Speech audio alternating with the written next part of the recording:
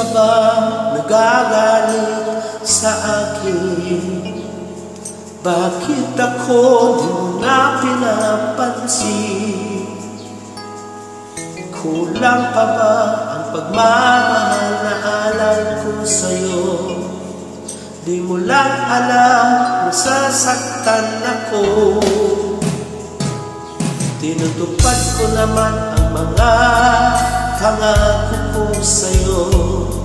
Kahit hirap na nga ay nagtitiis ako. Mapagbigyan ka lang, ang lahat ay inaako ko. Ngunit bakit di mo pa rin pansin ito?